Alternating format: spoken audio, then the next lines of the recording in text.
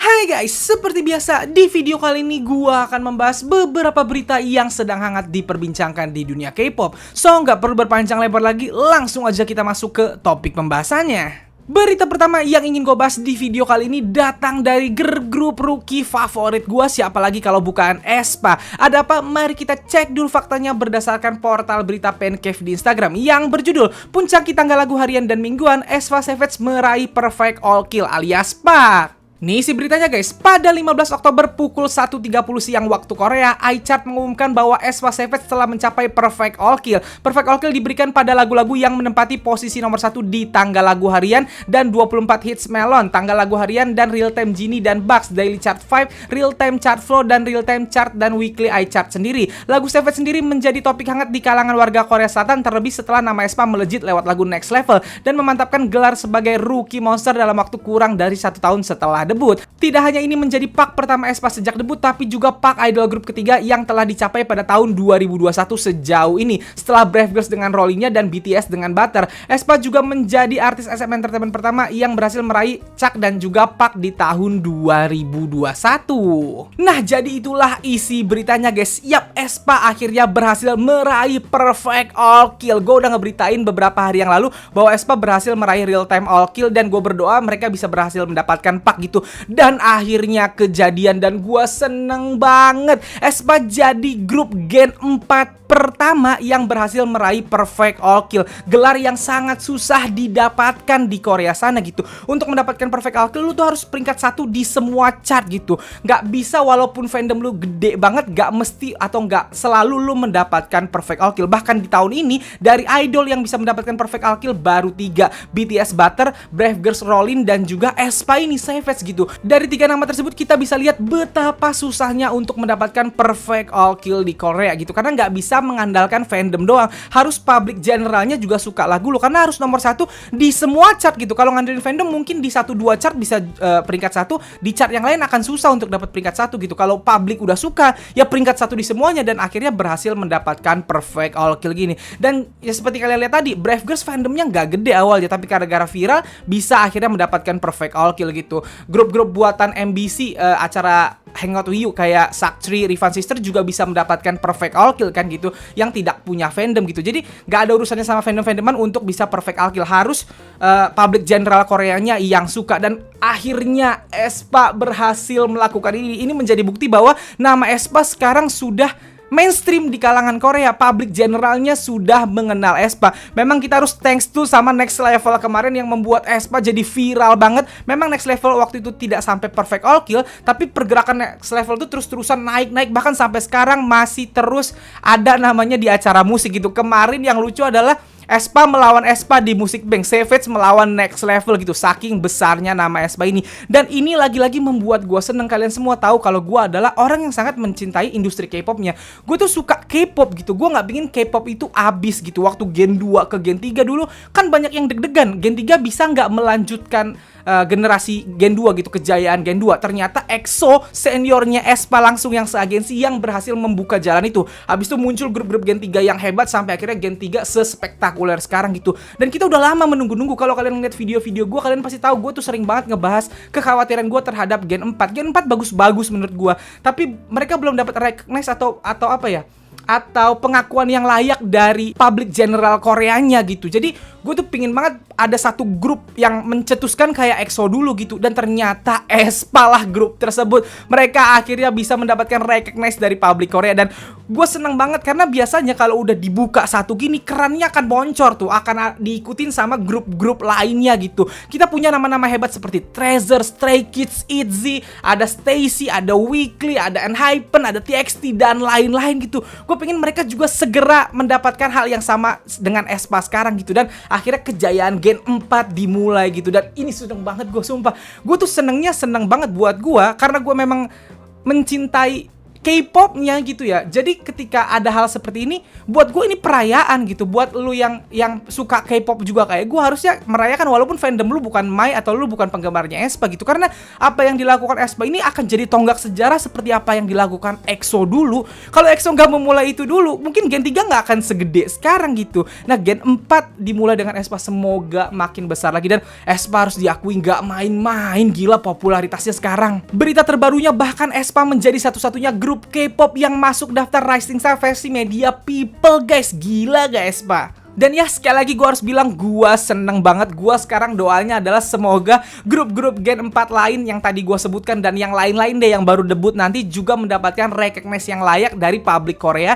dan juga publik internasional. Supaya apa? Supaya K-pop terus berlanjut. Gue yakin Gen 4 ini punya banyak sekali kehebatan atau punya banyak sekali surprise-surprise baru yang belum mereka tunjukkan sebenarnya gitu. aespa sudah memulainya, mari kita tunggu kejutan apa lagi yang datang dari dunia K-pop. Dan untuk Mai, selamat, bias kalian keren banget, aespa keren banget, mantap. Berita selanjutnya yang ingin gue bahas di video kali ini lagi-lagi datang dari Lisa Blackpink. Ada apa? Mari kita cek dulu faktanya berdasarkan portal berita FYI di Korea yang berjudul Pemerintah Thailand berencana tunjuk Lisa Blackpink jadi duta pariwisata. Nih isi beritanya guys, Thailand akan mengadakan acara hitung mundur akbar untuk merayakan malam tahun baru 2022. Tourism Authority of Thailand atau TAT sedang mempertimbangkan untuk mengundang penyanyi Italia Andrea Bocelli dan idol K-pop Lisa Blackpink untuk tampil di acara tersebut yang kemungkinan akan berlangsung di Phuket karena pemerintah Thailand berencana untuk mempromosikan pulau itu sebagai tujuan kelas dunia. Kepala TAT Yutasak Supason menyatakan rencana tersebut bertujuan untuk memulihkan kepercayaan pariwisata, menarik wisatawan internasional dan sekaligus membawa destinasi Thailand kembali menjadi sorotan global setelah pemerintah Thailand baru-baru ini mengumumkan bahwa sebagian besar negara sedang bersiap-siap untuk membuka kembali untuk pelancong internasional yang divaksinasi pada bulan November. Ketua Federasi Industri Thailand Supan Mongolsutri mengatakan bahwa meskipun membutuhkan anggaran yang besar, mengundang penyanyi Andrea Bocelli dan bintang K-pop Lisa akan sangat berharga. Dengan perkiraan basis penggemar hingga 20 juta orang di seluruh dunia, Mr. Supan Mongolsutri menyarankan agar Thailand menunjuk Lisa untuk menjadi duta pariwisata negara tersebut. Selain mempromosikan pariwisata, Thailand terus mempertimbangkan untuk meniadakan proses penerbitan Certificate of Entry atau COE untuk menyederhanakan prosedur bagi pengunjung asing. Ini dianggap sebagai hambatan terbesar dalam implementasi rencana kotak pasir Phuket negara itu. Selain itu, TAT juga mengusulkan agar pemerintah menurunkan harga tes PCR menjadi kurang dari 1000 baht dan menambah kapasitas pengujian di bandara untuk menghindari kemacetan. Dengan popularitas Lisa sebagai member Blackpink, tak mengherankan kalau pemerintah negara asalnya berencana untuk menunjuk penyanyi kelahiran 1997 tersebut sebagai duta pariwisata. Pengaruh Lisa diharapkan dapat membuat lebih banyak orang berkunjung ke Thailand. Nah, jadi itulah isi beritanya guys. Kepala Federasi Industri Thailand, Mr. Supan Mongkolsutri, bilang bahwa dia menyarankan negaranya agar Lisa menjadi duta pariwisata karena Lisa memiliki basis penggemar yang sangat banyak di dunia, dan dengan menjadikan Lisa duta pariwisata negaranya tentunya menarik perhatian banyak orang, banyak turis di seluruh dunia untuk mau datang lagi ke Thailand karena sekarang seluruh dunia sedang bersiap-siap untuk membuka kembali pariwisatanya setelah kemarin ditutup lama sekali gara-gara Covid kan. Kemarin kan negara-negara nggak boleh masukin turis kebanyakan karena takut Covid bertambah di negaranya. Nah, sekarang karena angka Covid sudah mulai menurun dan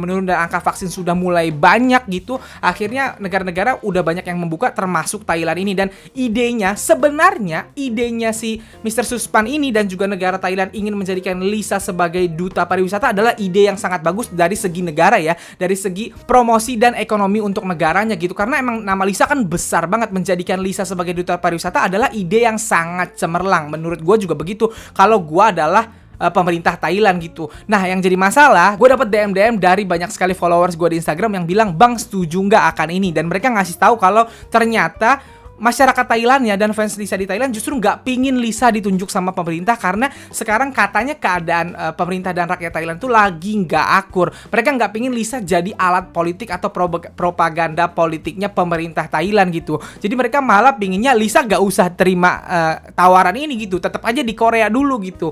Nah, banyak yang bilang malah gini akhirnya, banyak Blink yang menyarankan YG ini saatnya YG make alasan Covid untuk menolak tawaran tersebut gitu, karena ternyata banyak Blink dan juga terutama Blink dari Thailand yang justru nggak pingin Lisa datang ke Thailand untuk mengikuti acara ini dan jadi duta pariwisata gitu. Itu yang gue kaget ternyata dari berita-berita yang gue dapat dari orang-orang yang DM gue gitu, katanya bilang seperti itu.